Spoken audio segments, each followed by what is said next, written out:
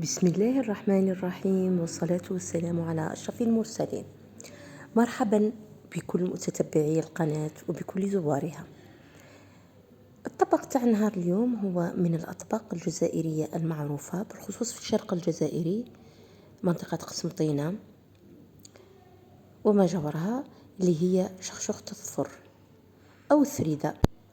وهذا الطبق هو طبق في الكيتو كلاسيك، نقدر نديرو في الكيتو كلاسيك بدون أي نوع من الحبوب أو البذور،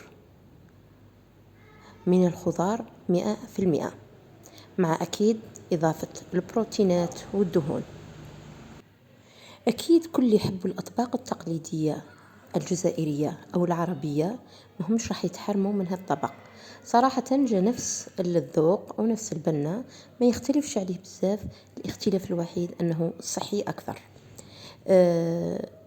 إن شاء الله ينال إعجابكم الفيديو تاع نهار اليوم.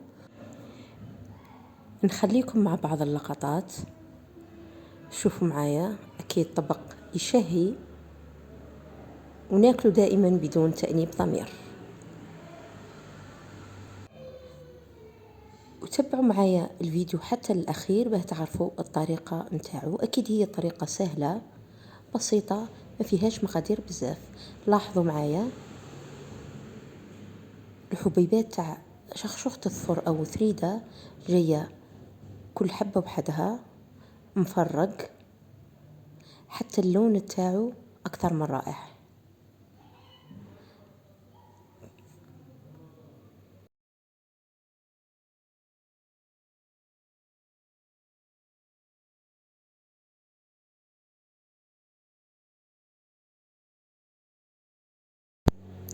نبداو بالمقادير. عفوا، اول حاجه راح نبداو التوابل. عندنا 2 ورقات تاع رند او ورق الغار، عندنا عود تاع قرفه مش كبير بزاف، عندنا نصف ملعقه من الفلفل الاسود، ربع ملعقه من الكركم، ونعرفوا بلي الكركم يمشي مع الفلفل الاسود، قليل من الملح، وراس الحانوت. راس الحانوت من يتكون من الكرويه وبسباس والكزبر اليابس. وعندنا اكيد الحار اختياري، انا درت ملعقه تاع هريسه مع 2 قرون تاع فلفل حار. نروحوا للبروتين، عندنا قطعه تاع دجاج وعندنا قطعتين من اللحم، واكيد هنا اختياري تحبوا ديروها الدجاج وحده ولا اللحم. وعندنا حبه تاع بصل مفرومه مع 3 سنات تاع ثوم، واكيد قطعه من الزبده الحيوانيه باه نغلو بها هذا المزيج. وهنا زدت الحبه تاع الكورجات اختياريه اكيد. نروحوا المقدار 3 اللي هي صلصه طماطم. اني غليت 3 حبات من الطماطم مع قليل من الملح اكيد والفلفل الاسود. الطريقه اكيد هنا ندير البصل مع جميع المكونات، اللحم، الدجاج، الزبده الحيوانيه. اكيد راح ندير التوابل اللي عندنا، كامل التوابل، ونغليها على نار هاديه لمده 5 دقائق الى 10 دقائق. لاحظوا معايا الصور والطريقه. هنا بعد ما تغلى ذاك اللحم والدجاج، كما قلت هنا اختياري تحبوا ديروا اللحم وحده او الدجاج وحده. نضيف هذيك الصلصه تاع الطماطم مع حوالي نصف المقدار من الماء. نحاولوا اننا نغمروا هذا الخليط ونخلطوا مليح، ونعاودوا نرجعوه فوق النار حوالي ساعه. نجو الان المكون تاعنا اللي هو اوراق فريده. واش راح نستعملوا؟ راح نستعملوا الكرنب او الكرنب. راح نقسموه بهذه الطريقه، نحاولوا اننا نقسموه قطع صغيره باه نقدروا نقطعوه في الخلاط او في الروبو. لاحظوا معايا الصور، وحاولوا دائما انكم تخيروا حبه تاع كرنب تكون مايله للبياض اكثر منها ان يكون لونها اخضر. بهذه الطريقه انا راني نقطع فيها وندير فيها بقطع صغيره،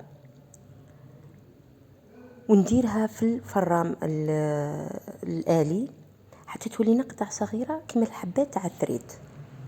لاحظوا معايا النتيجة، ها هي النتيجة، شوفوا مربعات صغيرة تاع الثريدة. إذا حبيتوا تكبروها شوي كبروها. هنا أنا درتها على شكل شخشوخة الظفر، واللي يحب يكبرها تولي فريدة أكيد.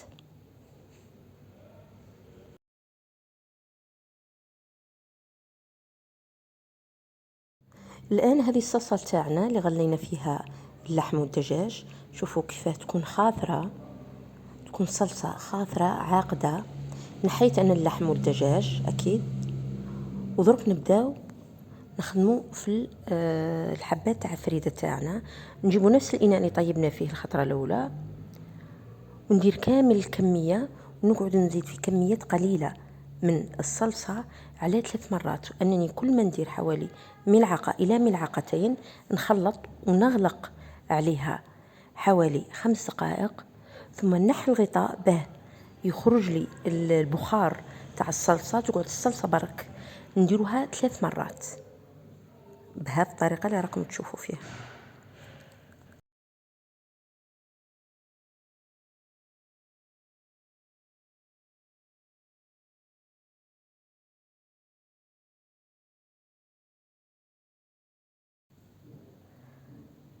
لاحظوا معايا هنا بعد ما كملت 3 مرات، هذه هنايا الفريدة تاعي. نحاولوا أننا درك نديروا قطعة من الزبدة ونخلوها ترتاح على الأقل نصف ساعة. هذا الكمية تاع أو الوقت عفوا تاع نصف ساعة يخلي الحبات تنفصل على بعضها.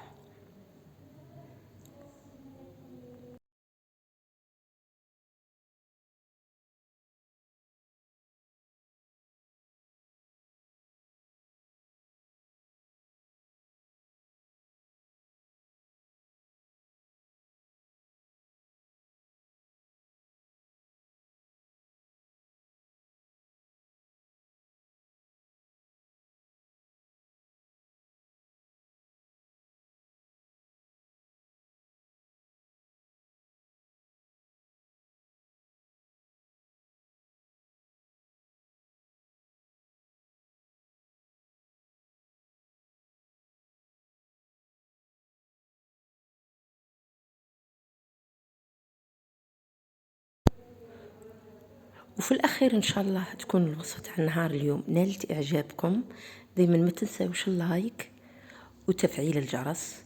ما علينا الآن إلا أننا راح نقدموها، وأكيد التزيين راح يكون اختياري، كل إنسان والذوق تاعو والشكل اللي يحبه في التزيين. ونقول لكم في الأخير السلام عليكم ورحمة الله تعالى وبركاته.